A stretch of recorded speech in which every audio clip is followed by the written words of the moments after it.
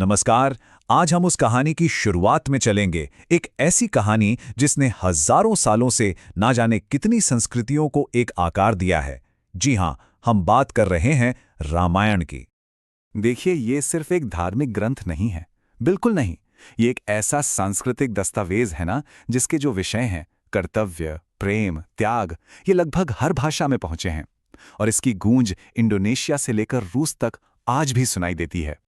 तो आखिर वो कौन सी एक मुख्य बात है, कौन सा वो विश्वास है जो इस कहानी को इतनी बड़ी, इतनी सार्वभौमिक शक्ति देता है? चलिए इसे समझते हैं। असल में ये कहानी अच्छाई और बुराई के बारे में हमारी समझ को, हमारे एक विश्वास को और भी मजबूत करती है।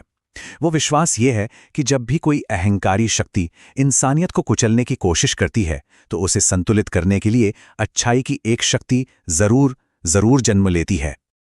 तो ये कहानी शुरू होती है एक ऐसे ही समय से, घोर निराशा का समय, जब पूरी दुनिया एक ही अत्याचारी के बोझ तले कराह रही थी। उसकी ताकत का कोई अंत नहीं था।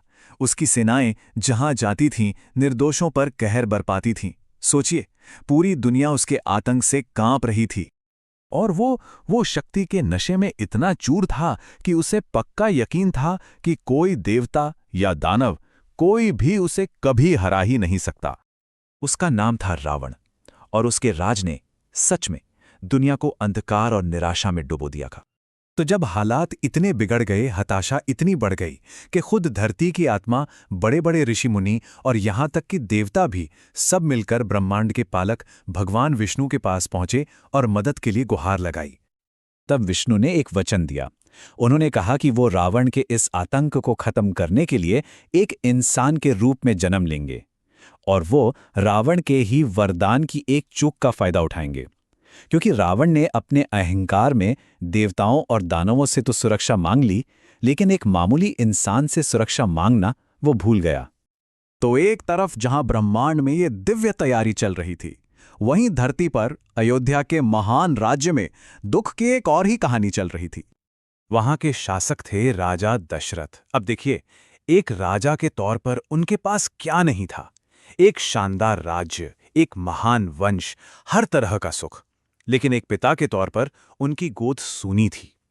जिस एक चीज को वो दुनिया में सबसे ज्यादा चाहते थे, वही उनके पास नहीं थी, एक बेटा।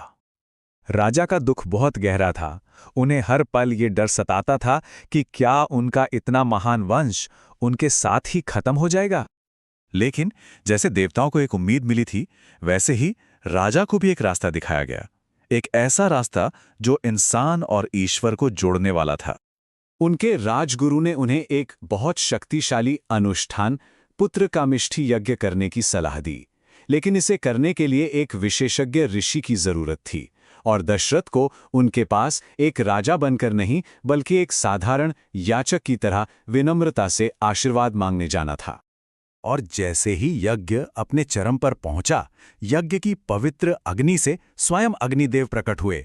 उनके हाथ में दिव्य खीर से भरा एक पात्र था।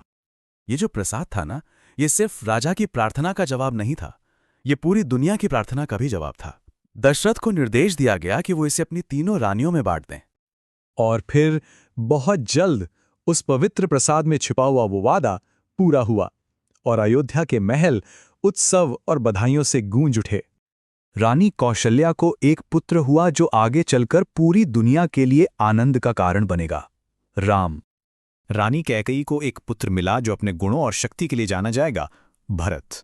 और रानी सुमित्रा को जुड़वा पुत्रों का सौभाग्य मिला, परम निष्ठावान लक्ष्मण और वीर शत्रुघ्न। तो देखे, आशा ने सिर्फ जन्म नहीं लिया था, वो 4 राजकुमारों के रूप में धरती पर आई थी।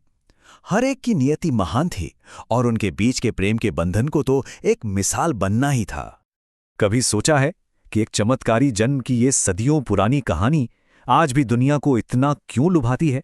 इस एक पल में ऐसा क्या है जो आज भी हमें प्रेरणा देता है?